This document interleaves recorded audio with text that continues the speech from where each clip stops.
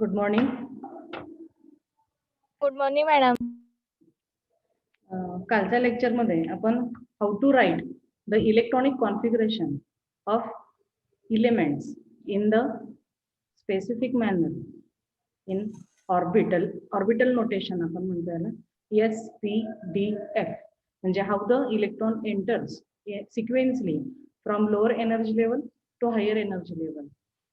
One as orbit, it is the lowest energy, it has lowest energy. Above principle board वरती तुम्हाला दिसतं इकडं left hand साइडला इकडं आपण अबोव प्रिन्सिपल लिहिलेला आहे आणि अबोव प्रिन्सिपलचं एक्सप्लेनेशन कालच्या लेक्चरला मी दिलेलं आहे.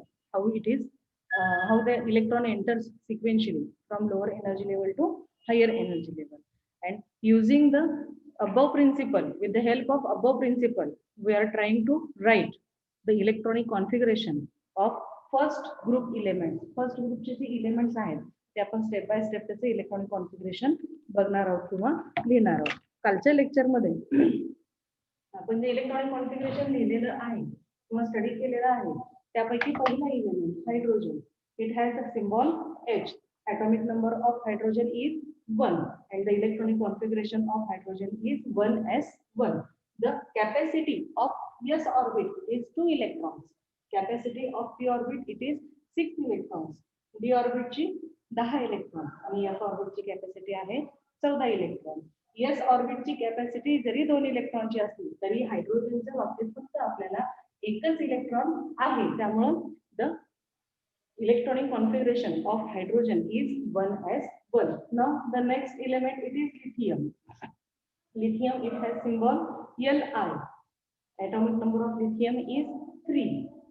The electronic configuration is 1s2 2s1. We are starting from the lowest energy level as 1s. S orbit ची capacity 2 electrons. 3 पैकी 2 इलेक्ट्रॉन 1s मध्ये फिलअप झाले. एक इलेक्ट्रॉन जो शिल्लक आहे तो 1s नंतर पुढच्या ऑर्बिट मध्ये म्हणजे 2s ऑर्बिट मध्ये एंट्री करेल and the electronic configuration of lithium is 1s2 2s1. आता इथं मी तुम्हाला काल एक ट्रिक सांगितली होती की पहिल्या एलिमेंटचा जर ॲटॉमिक नंबर आपल्याला माहिती असेल तर त्याच्याच ग्रुपमध्ये असणारा त्याच्या खालचा एलिमेंट सेम ग्रुप पाहिजे. तर त्याच्याच ग्रुपमध्ये असणारा त्याचा खालचा एलिमेंट जो आहे त्याचा आपल्याला ॲटॉमिक नंबर फाइंड आउट करता येतो. हा पहिला पिरियड आहे. आडवे जे पिरियड आहेत 7 पिरियड त्यापैकी hydrogen it is situated in first period. First period पासून त्याच्याच खाली त्याच्याच ग्रुपमध्ये असणारा नेक्स्ट एलिमेंट जर आपल्याला पाहिजे असेल तर हायड्रोजनचा जो ॲटॉमिक नंबर आहे त्याच्यामध्ये +2 केलं की नेक्स्ट एलिमेंटचा ॲटॉमिक नंबर आपल्याला मिळतो.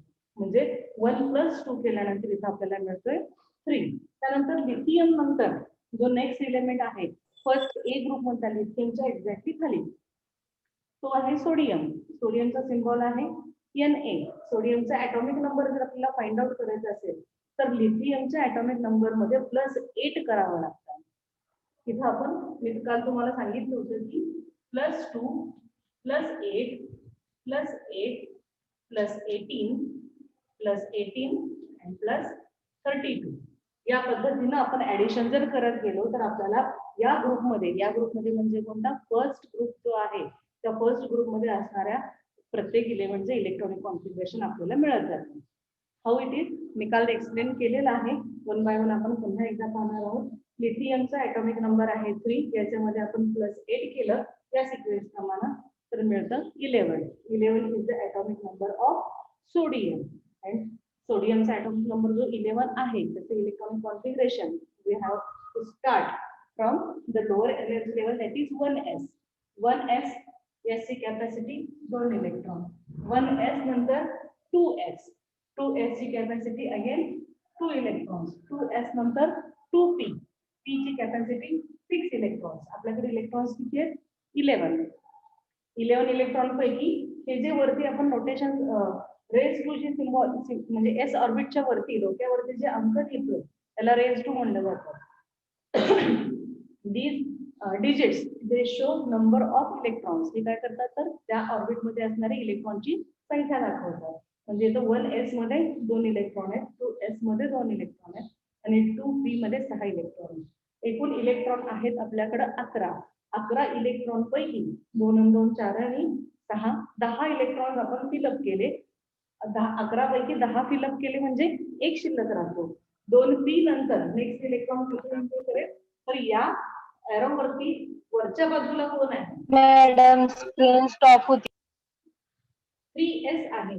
शेवटचा उरलेला जो इलेक्ट्रॉन आहे hello, that enters in 3s orbit and only one electron is remaining, therefore it is 3s1. समजलं?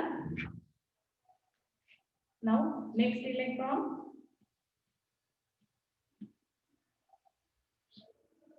नेक्स्ट इलेमेंट बघूयात आपण. मॅडम क्लिअरली दिसत नाही. काय दिसत नाहीये?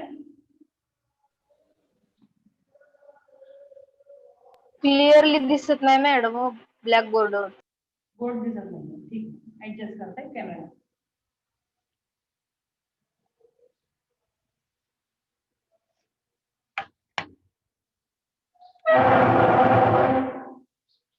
आता दिसतोय? हो. Now the next element, that is potassium.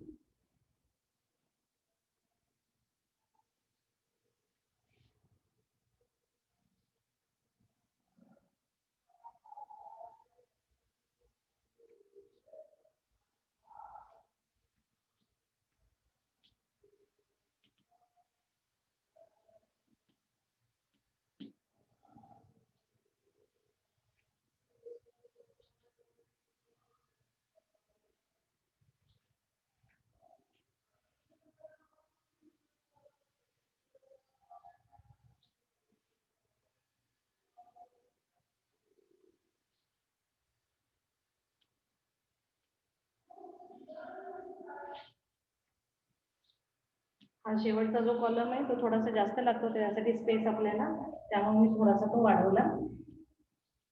1 + 2 3, 3 + 8 11, 11 + 8 आपल्याला पोटॅशियमचा ॲटॉमिक नंबर मिळेल. Next element it is potassium, symbol K. 11 + 8 it is 19. 19 is the atomic number of potassium.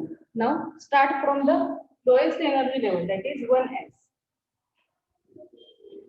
1s2 त्यानंतर 2s2. आता 11 पर्यंत आपल्याला परत एकदा लिहायची किंवा पुन्हा एकदा सुरुवातीपासून अबव प्रिन्सिपल बघत बसायची गरज नाही. 11 पर्यंत आपण डायरेक्टली लिहू शकतो. 2s2, 2p6, 3s1. हे झाले 11. 11 पेक्षा जास्त इलेक्ट्रॉन्स आपल्याकडे आहेत, 19 आहेत, म्हणजे आपण 3s ची कॅपॅसिटी जी आहे 2 इलेक्ट्रॉन्स ती आपण कंप्लीट करू शकतो. 3s2 हे झाले 12. आपल्याकडे 12 इलेक्ट्रॉन्स आपण इलेक्ट्रॉनिक कॉन्फिगरेशन लिहिले, परंतु इलेक्ट्रॉन अजून आपल्याकडे शिल्लक आहेत, 19 इलेक्ट्रॉन्स आहेत. therefore we have to write here the next electronic configuration. 3s नंतर कुठे जाईल? इकडे बघा, 3s नंतर 3p ऑर्बिट मध्ये the electron enters in 3p orbit. p ची कॅपॅसिटी किती आहे? 6 electrons. The capacity of 3s orbit it is 6 electrons.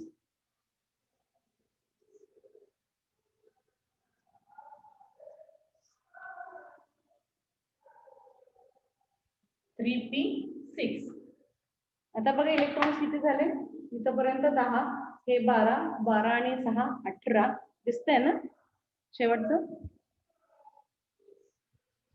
नाही, क्लिअर दिसत नाही. इकडं क्लिअर दिसत नाही ना, ठीक आहे सांगितलं. क्लिअर दिसत नाही मॅडम. मॅडम तिथं चमकते वाटतं.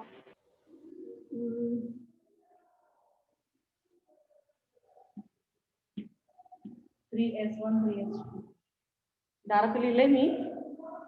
3s2 नंतर 3p6 सगळे इलेक्ट्रॉन्स किती झाले? इथपर्यंत 12, 12 आणि 6 18 आणि आपल्याकडे 19 इलेक्ट्रॉन्स आहेत, म्हणजे एक इलेक्ट्रॉन शिल्लक राहतो. मग 3p नंतर इलेक्ट्रॉन कुठे एंटर करेल? तर या एरो वरती वरच्या बाजूला कोण आहे? 4s आहे. therefore electron enters in 4s orbit. s ची कॅपॅसिटी 2 इलेक्ट्रॉन्स आहे, परंतु आपल्याकडे फक्त एकच इलेक्ट्रॉन राहिला आहे, त्यामुळे इट इज 4s1. ठीक आहे. नाव मॅडम काही मॅडम काहीच दिसत नाही, स्पष्ट दिसतच नाही. अवघड आहे आता. कुठं कुठं चेंज करायचं. बंद करा की मॅडम. किती ठिकाणी वर्ग चेंज केले ते बोर्ड वरती याचा उजेड येतो, खिडकीतून येणारा लाईटचा उजेड येतो, रिफ्लेक्शन होतं. मी आता इकडं कॉलेजमध्ये जेवढे वर्ग आहेत त्या प्रत्येक वर्गामध्ये घेऊन बघितले. प्रत्येक ठिकाणी असा प्रॉब्लेम येणारच आहे थोडासा. मी तरी बोर्ड वरती हे पण ऍडजस्ट करते, कॅमेरा पण ऍडजस्ट करते, तुम्हाला व्यवस्थित दिसावं या दृष्टिकोनातून असं ऍडजस्टमेंट पण करते. आता दिसते जरा व्यवस्थित. हो दिस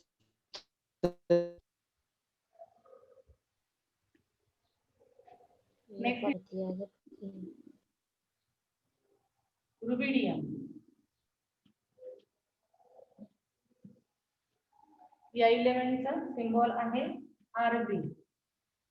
या इलेमेंटचा ऍटॉमिक नंबर जर आपल्याला पाहिजे असेल तर 2 + 2 + 8 + 8 त्यानंतर असेल +18. या सिक्वेन्स प्रमाणे 19 + 18 हा जो ऍटॉमिक नंबर आहे पोटॅशियमचा, या पोटॅशियमच्या ऍटॉमिक नंबर मध्ये 3 केलं की आपल्याला रुबिडियमचा ऍटॉमिक नंबर मिळेल. या 19 + 18 किती झाले? 37. 37 is the atomic number of rubidium. आणि या रुबिडियमच्या ऍटॉमिक नंबरचा 37चा आपल्याला इलेक्ट्रॉनिक कॉन्फिगरेशन फाइंड आउट करायला लिहायचं आहे. आता हे इलेक्ट्रॉनिक कॉन्फिगरेशन वरती एवढं भर का द्यायचं किंवा हे एवढं का स्टडी करायचंय? कारण एक्झाम मध्ये आपल्याला इलेक्ट्रॉनिक कॉन्फिगरेशन वरती 2 मार्काचा प्रश्न कंपल्सरी विचारला जातो. 11वीला आणि 12वीला सुद्धा बोर्ड एक्झामला सुद्धा दरवर्षीच्या बोर्डाच्या एक्झामचे जे क्वेश्चन पेपर असतात त्या क्वेश्चन पेपरच्या पॅटर्न मध्ये किमान 1 मार्कासाठी किंवा 2 मार्कासाठी इलेक्ट्रॉनिक कॉन्फिगरेशन विचारलंच जातं. 12वीला D ब्लॉक आणि F ब्लॉकचं इलेक्ट्रॉनिक कॉन्फिगरेशन आहे आणि 11वीला P ब्लॉक आणि S ब्लॉकचे एलिमेंटचं इलेक्ट्रॉनिक कॉन्फिगरेशन आहे. प्लस इलेक्ट्रॉनिक कॉन्फिगरेशन हा जो पॉइंट आहे हा पॉइंट तुम्हाला 12वीच्या ज्या कॉम्पिटिटिव्ह एक्झाम्स आहेत म्हणजे CET असेल, नीट असेल, JEE असेल, या एक्झाम मध्ये सुद्धा किमान एकतरी क्वेश्चन या इलेक्ट्रॉनिक कॉन्फिगरेशन वरती विचारला जातो. CET ला एक प्रश्न 2 मार्कासाठी आहे आणि नीट आणि JEE ला मात्र एक प्रश्न 4 मार्कासाठी असतो. म्हणजे इलेक्ट्रॉनिक कॉन्फिगरेशन लिहिण्यासाठी हे जे अबव प्रिन्सिपल आपण यूज करतोय हे अबव प्रिन्सिपल जर तुम्हाला व्यवस्थित लक्षात आलं आणि पिरियडिक टेबल जर व्यवस्थित तुमचा पाठ असेल तर तुम्हाला इलेक्ट्रॉनिक कॉन्फिगरेशन व्यवस्थितपणे लिहिता येतं. 4 मार्काचा संपूर्ण प्रश्न म्हणजे इलेक्ट्रॉनिक कॉन्फिगरेशनचा जर क्वेश्चन तुम्ही अटेम्प्ट केला आणि राईट आन्सर दिलं तर 4 मार्क तुम्हाला पडू शकतात. आणि हे 4 मार्क म्हणजे सोपी गोष्ट नाहीये. जेव्हा मेरिट लिस्ट लागते आणि पॉईंटने आता तुम्हाला ऍडमिशनच्या वेळेस लक्षात आलंच असेल की 0.2 0.4 ने आपला नंबर हुकतोय किंवा 0.2 0.4 ने आपण नेक्स्ट लिस्ट मध्ये जातोय. पण 12वी नंतरच्या ज्या कॉम्पिटिटिव्ह एक्झाम आपण देतो आणि त्यानंतर जे ऍडमिशन्स घेतो इंजिनिअरिंग असेल, मेडिकल असेल, तिथं मात्र कॉम्पिटिशन खूप टफ असते. एक मार्कासाठी पॉईंटसाठी खूप झगडावं लागतं. याचं एक छोटं उदाहरण देते माझ्या बघण्यातलं. म्हणजे प्रत्यक्षात असं झालेलं आहे. माझी मुलगी जेव्हा 12वीला होती तिची एक मैत्रीण, तिला नीटला 298 मार्क होते नीट एक्झामला आणि तिच्या दुसऱ्या एका मैत्रिणीला 300 मार्क होते. 298 आणि 300 याच्यामध्ये डिफरन्स फक्त 2 मार्काचा आहे. 298 आणि 300. पण या 2 मार्काच्या डिफरन्स मध्ये दोघींच्या मध्ये 200 विद्यार्थी होते. जरा विचार करा, मग 2 मार्कांमध्ये जर 200 विद्यार्थी बसू शकत असतील तर 4 मार्काची व्हॅल्यू किती आहे? म्हणून इलेक्ट्रॉनिक कॉन्फिगरेशन व्यवस्थित स्टडी करायचं. ठीक आहे. Now 37 is the atomic number of rubidium. रुबिडियमचा 37 हा atomic नंबर आहे. स्टेप बाय स्टेप आपल्याला आता समोर आहे म्हणून, परंतु एक्झामला मात्र आपल्याला हे सगळं प्रत्येक इलेमेंटचं समोर असणार नाहीये. त्यामुळं आपण काय करणार आहे तर अबव प्रिन्सिपल जे आहे ते above principal it start from 1S level, energy level. हा कोणीतरी हँड रेज केले, काही अडचण आहे?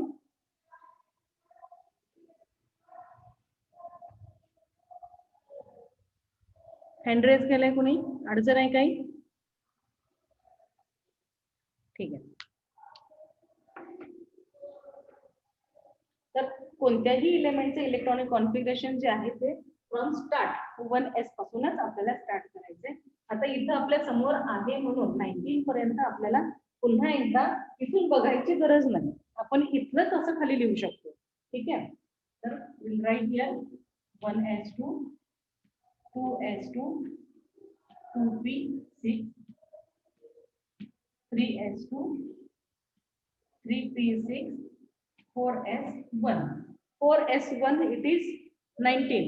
S ची कॅपॅसिटी आहे 2 electron. We can write here 4s2 कारण आपल्याकडे 19 पेक्षा जास्त म्हणजे 37 इलेक्ट्रॉन्स आहेत. 37 इलेक्ट्रॉन्स पैकी 4s1 पर्यंत 19 इलेक्ट्रॉन झाले. 4s2 लिहिलं की हे 20 इलेक्ट्रॉनचं इलेक्ट्रॉनिक कॉन्फिगरेशन झालं. नंतर 4s2 नंतर द इलेक्ट्रॉन एंटर्स 4s नंतर the electron enters in that it should be enter in 4p. 3p नंतर 4s मध्ये गेला. 4s नंतर तो 4p मध्ये जायला पाहिजे. पण असं न होता the electron enters in the lower orbit. The electron enters in the lower orbit on that route. या arrow वरती जो lower orbit आहे 4p च्या खाली ऑर्बिट आहे 3d. 3d अगोदर फिलअप होतो, त्यानंतर 4p फिलअप होतो आणि त्यानंतर 5s फिलअप. ठीक आहे. म्हणजे 4s नंतर electron enters in 3d orbit. 3d. d ची कॅपॅसिटी किती आहे? 10 electrons. Capacity of D orbit it is 10 electrons. इथपर्यंत झाले 4s1 पर्यंत 19. 4s2 म्हणजे 20. 20 आणि 10 30. आपल्याकडे आहेत 37 इलेक्ट्रॉन. आपण 30 इलेक्ट्रॉन्स फिलअप केले म्हणजे अजून आपल्याकडे 7 इलेक्ट्रॉन्स शिल्लक आहेत. त्या 7 इलेक्ट्रॉन्सचे इलेक्ट्रॉनिक कॉन्फिगरेशन 3d नंतर the electron enters in 4p orbit. 4p6. 7 पैकी 6 इलेक्ट्रॉन्स फिलअप झाले. 4p नंतर that electron enters in 5s. S ची कॅपॅसिटी जरी 2 इलेक्ट्रॉनची असली तरी आपल्याकडे फक्त एकच इलेक्ट्रॉन शिल्लक आहे. therefore it is 5s1. 4p6 5s1. लक्षात आलं? 4p6 5s1. It is the electronic configuration of rubidium. आपण लिहिलेलं बरोबर आहे की नाही हे पुन्हा एकदा क्रॉस चेक करायचं. तर हे झाले 2 आणि 2 4.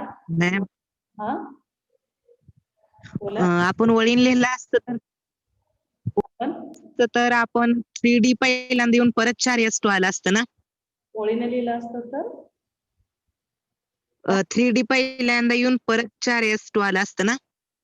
ओळीने लिहिलं असतं तर म्हणजे तुमचं म्हणजे 37 हा 3p6 नंतर 3d10 लिहायला पाहिजे. त्यानंतर 4s मग 4p असं लिहायला पाहिजे का? तसं लिहिलं तरी तसं लिहिलं तर चालतं. तरी चालतं. पण काही काही वेळेस कसं होतं की 4s मध्ये अगोदर 3p नंतर 4s मध्ये इलेक्ट्रॉन एंट्री होतो. जर आपल्याला 3p नंतर 3d लिहायची सवय असेल आणि इलेव्हनचं इलेक्ट्रॉनिक कॉन्फिगरेशन 3p नंतर 4s मध्ये इलेक्ट्रॉन जर एंट्री करत असेल तर शेवटचं इलेक्ट्रॉनिक कॉन्फिगरेशन चुकू शकतं आपलं. आपण काय करतो सवयीप्रमाणे 3p नंतर 3d मध्ये जातो. 4s मध्ये जायला पाहिजे इलेक्ट्रॉन ऍक्च्युअली या एनर्जी लेवलच्या ऑर्बिट प्रमाणे किंवा या रूल प्रमाणे 3p नंतर 4s मध्ये जायला पाहिजे. बरोबर आहे. मग आपल्याला जर अशी 3p नंतर 3d लिहायची सवय लागली तर 4s मध्ये इलेक्ट्रॉन लिहिण्याच्या ऐवजी आपण ते 3d मध्ये लिहितो आणि इथं इलेक्ट्रॉनिक कॉन्फिगरेशन आपलं चुकू शकतं. त्यामुळे शक्यतो इलेक्ट्रॉन्स ज्या सिक्वेन्सने ज्या एनर्जी लेवलनी एंट्री करतात एका lower energy level to higher energy level शक्यतो त्याच सिक्वेन्सने लिहायची सवय ठेवा. ठीक आहे. म्हणजे परीक्षेला चुकणार नाही. हे आपण शिकतो कशासाठी किंवा नॉलेज घेतो कशासाठी की आपल्या म्हणजे कन्सेप्ट क्लिअर होणं गरजेचं आहे आणि एकदा कन्सेप्ट क्लिअर झाल्यानंतर ते चुकू नये ही दक्षता आपण परीक्षेच्या वेळेस घेतली गेली पाहिजे. मग ते चुकू नये म्हणूनच असं या सिक्वेन्सने शक्यतो लिहा. तसंही लिहिलं तर चालतं परंतु या सिक्वेन्सने लिहिल्याची याची सवय असणं कधीही चांगलं. ठीक आहे. 3p नंतर 3d लिहू शकता तुम्ही पण 3d मध्ये जर इलेक्ट्रॉन नसेलच तर 3d लिहिण्यात मतलब नाही. इथं आपण दुसरं याचा हा फर्स्ट ग्रुप जो आहे, फर्स्ट ग्रुप नंतरचा सेकंड ग्रुप जो आहे त्याच्यातला हा जो म्हणजे इथपर्यंत जेव्हा आपण येणार 4s1 4s1 पर्यंत 19 आहे आणि त्याच्यानंतर 20. जर एखाद्या इलेमेंटचा इलेक्ट्रॉनिक कॉन्फिगरेशन 20 असेल तर आपल्याला 3D तिथे येणारच नाहीये, 4s मध्येच आपण थांबणार आहोत. मग 3p नंतर 3D कसं घेणार, किंवा मग 3D अगोदर लिहिलं तर 3D2 इलेक्ट्रॉनिक कॉन्फिगरेशन लिहिलं जाईल, 4s2 लिहिलं जाणार नाही. जर तशी सवय लागली तर होऊ शकतं कदाचित, म्हणजे चुकून होऊ शकतं, प्रत्येक वेळी होईलच असे नाही, पण एखाद्या चुकून तसं होऊ शकतं. मग हे आउटर इलेक्ट्रॉनिक कॉन्फिगरेशन जे आहे सर्वात शेवटचं, that is important for each and every element. हे सगळ्यात शेवटचं इलेक्ट्रॉन कोणत्या ऑर्बिटमध्ये एंट्री करतोय हे सर्वात महत्वाचं. एस ब्लॉक इलेमेंट जे आहेत त्या सर्व S block element first group असेल किंवा सेकंड ग्रुप असेल, या दोन्हीही ग्रुप मध्ये असणाऱ्या इलेमेंटचं इलेक्ट्रॉनिक कॉन्फिगरेशन हे S1 आणि S2, फर्स्ट ग्रुपचं S1 असणार आहे आणि सेकंड ग्रुपचं S2 असणार आहे outer electronic configuration. Because last electron enters in S orbit, therefore the elements they are known as S block elements. कोणत्याही इलेमेंटचं इलेक्ट्रॉनिक ब्लॉक कसा डिसाइड होतो तर last electron enters in S orbit, S block elements. Last electron enters in P orbit, that elements it is situated in P block. P block मधले जेवढे element आहेत त्या सर्व इलेमेंटचा सर्वात शेवटचा इलेक्ट्रॉन जो असेल तो पी ब्लॉक मध्ये एंट्री करतो, therefore it is P block. त्यानंतर डी ब्लॉक मध्ये असणारे जेवढे इलेमेंट्स आहेत त्या सर्व इलेमेंट्सचा आउटर इलेक्ट्रॉन म्हणजे सर्वात शेवटचा electron it enters in D orbit, therefore they are situated in D block. आणि एफ ब्लॉक मध्ये कसं असेल द लास्ट इलेक्ट्रॉन और it is also known as valence electron. शेवटचा इलेक्ट्रॉन जो आहे it is also known as valence electron. याला valence electron का म्हणायचं, because it takes that last electron, it takes part, only that electron takes part in bond formation. Bond formation मध्ये जे electron involve होतात ते electron म्हणजे valence electron. आणि valence electron कुठले असतात तर सर्वात शेवटच्या ऑर्बिट मध्ये जे इलेक्ट्रॉन्स असतात ते आर व्हॅलन्स इलेक्ट्रॉन. आणि एफ ब्लॉक इलेमेंटच्या बाबतीत काय होतं तर व्हॅलन्स इलेक्ट्रॉन और last electron enters in F orbit, therefore they are F block elements. आपण बघतोय ते एस ब्लॉक इलेमेंट्स. आता याच्या खाली लिहायला नेक्स्ट इलेमेंटचं लिहायला माझ्याकडे आता इथे जागा नाहीये, म्हणजे तुम्हाला दिसणार नाहीये खाली. आपण इथे जर लिहिलं तर ते तुम्हाला दिसणार नाहीये. याचा स्क्रीनशॉट मारून घ्या, याचा स्क्रीनशॉट मारून घ्या. नेक्स्ट इलेमेंट हे पुसल्यानंतर मग नेक्स्ट इलेमेंट देईन मी.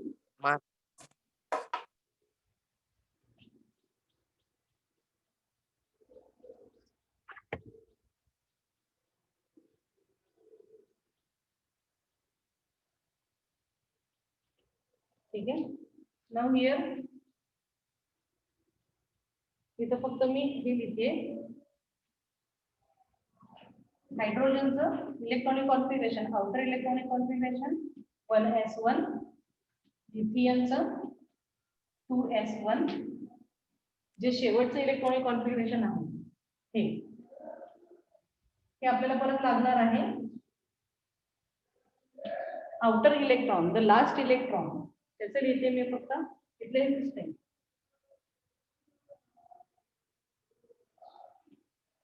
Hydrogen 1s1, lithium 2s1, sodium 3s1, potassium 4s1, rubidium 5s1. ठीक आहे. आता मी हे पुसते.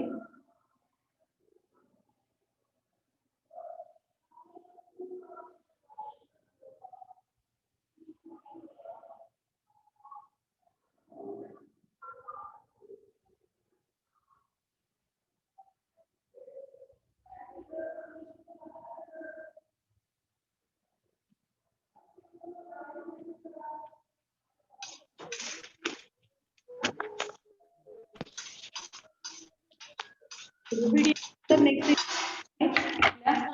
टेबल मधला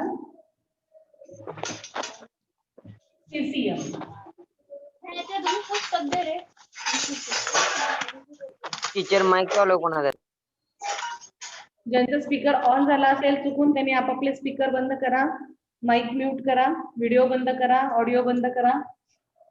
रुबिडियम नंतर नेक्स्ट एलिमेंट आहे सीसीएम. सीसीएम चा सिम्बॉल आहे CS. Symbol of caesium is CS. atomic number of rubidium. Rubidium is 37. 37 मध्ये प्लस 18. ज्यांचा कोण त्याने स्पीकर बंद करा. तर मला त्याकडून माईक बंद करला मॅडम. आपापले माईक बंद करा.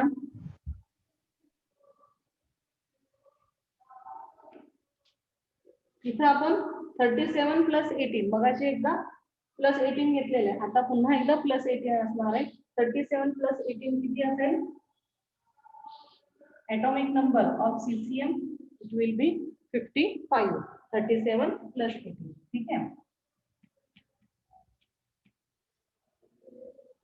Now electronic configuration इथपर्यंत 37 आहे. आपण आहे असे लिहिलं तरी चालतं. परीक्षेमध्ये याचं असं आपल्या समोर असेलच असं नाही. Therefore we have to start from the first energy level, that is 1s1, 1s2, 2s2, 2p6, 3s2, 3p6, 4s2, 3d10,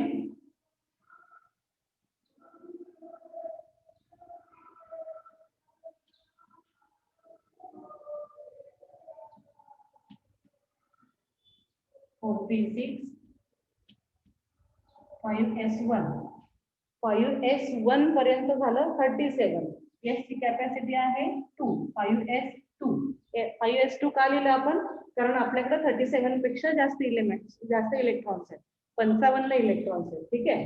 त्यानंतर therefore we have to write म्हणजे आपण इथं 5s2 असं लिहिलेलं आहे.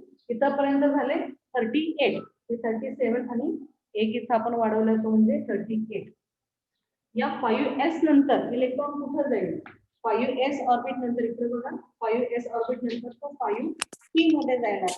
परंतु इलेक्ट्रॉन एंटर या एरो वरती सर्वात खाली कोण आहे? तर 4d आहे. Electron enters in 4d orbit.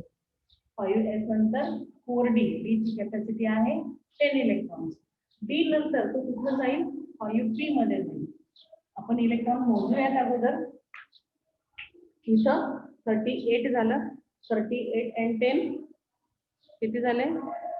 38 आणि 10 48. आपल्याकडे आहेत 55, 48 आणि 6 54. 48 आणि 6 किती झाले? 54. 5p नंतर electron enters in 6s orbit.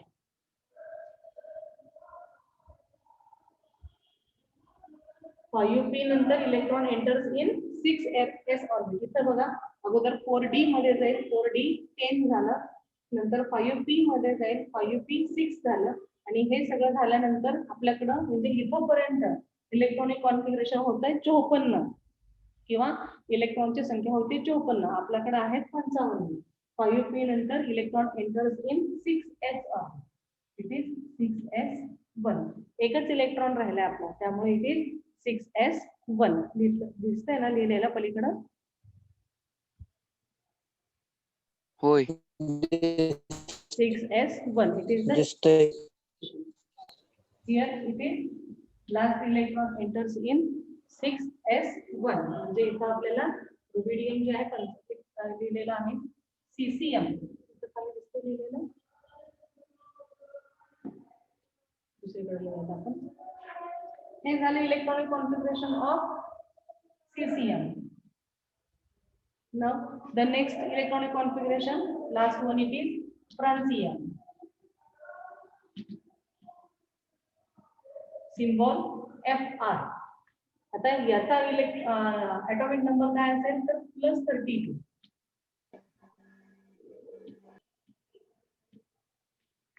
CCM चा जो atomic number आहे 55 त्याच्यात +32 केलं की फ्रान्सियम चा atomic number मिळेल आपल्याला. किती आहे हा? 87. It is the atomic number of francium. ठीक आहे. आता या 87 चे इलेक्ट्रॉनिक कॉन्फिगरेशन आपल्याला यायचं आहे. दॅट इज इथपर्यंत आपण आहे असं लिहू शकतो. 55 येईल. It is 1s2 2s2 2p6 3s2 3p6 4s2 3d10 4p6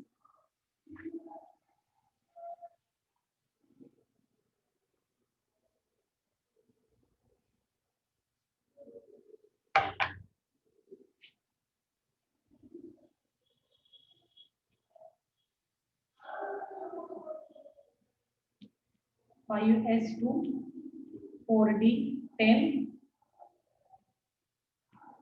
5p6 6s1 पर्यंत असेल. 55 पेक्षा जास्त इलेक्ट्रॉन्स आहेत आपल्याकडं. therefore it is 6s2. ठीक आहे. आता 6s नंतर इथे बघा 6s नंतर the electron it should enter in 6p orbit. परंतु तो 6p मध्ये न जाता या एरो वरती सगळ्यात खाली कोण आहे? या एरो वर असणारी सर्वात लोएस्ट एनर्जी लेवल आहे ती 4f ची. ठीक आहे. त्यानंतर 62 नंतर electron enters in 4f. f ची कॅपॅसिटी आहे 14 इलेक्ट्रॉन्स. इथपर्यंत झाले 56. त्यानंतर 4f 14. 4f नंतर electron enters in 5d. Electron enters in 5d. b ची कॅपॅसिटी आहे 10 इलेक्ट्रॉन्स. बसू शकतात का बघा? आपल्याकडे तेवढे इलेक्ट्रॉन्स आहेत का बघा? 6s1 पर्यंत 55. इथं एक आपण ऍड केला तो झाला 56. 56 अधिक 14 किती झाले? 56 आणि 4 60 आणि 10 70. 70 आणि 10 80. आपल्याकडे 87 इलेक्ट्रॉन आहेत. म्हणजे एवढं इलेक्ट्रॉनिक कॉन्फिगरेशन दिलं तरी आपल्याकडे आणखी 7 इलेक्ट्रॉन्स शिल्लक. 5d नंतर electron enters in 6p. p ची कॅपॅसिटी आहे 6 इलेक्ट्रॉन्स. 6p6. 6 इलेक्ट्रॉन्स फिलअप केले तरी आपल्याकडे आणखी 1 इलेक्ट्रॉन शिल्लक राहतो. therefore electron after 6p next electron enters in 7s. आणि जो शिल्लक राहिलेला इलेक्ट्रॉन आहे दॅट इज 7s1. एकच इलेक्ट्रॉन शिल्लक राहतोय तो म्हणजे 7s1. The outer electronic configuration is 7s1. समजलं? इथपर्यंत होय. हो मॅडम. now आता one by one I will write here from hydrogen. Hydrogen electronic configuration 1s1. outer electronic configuration lithium 2s1. 2s1. sodium 3s1. potassium 4s1.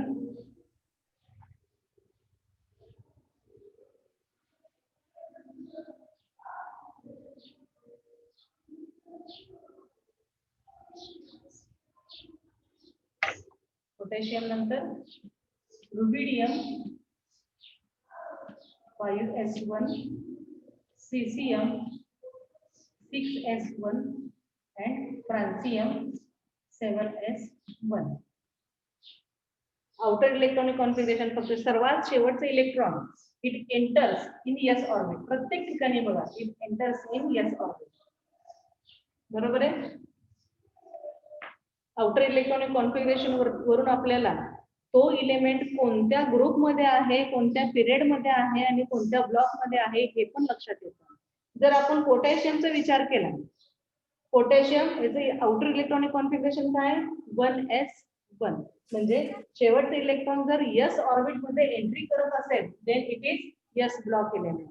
या s block element मध्ये त्याचं outer electron किती electrons आहेत? त्याच्याकडे एकच electron आहे. therefore this 1 represents group.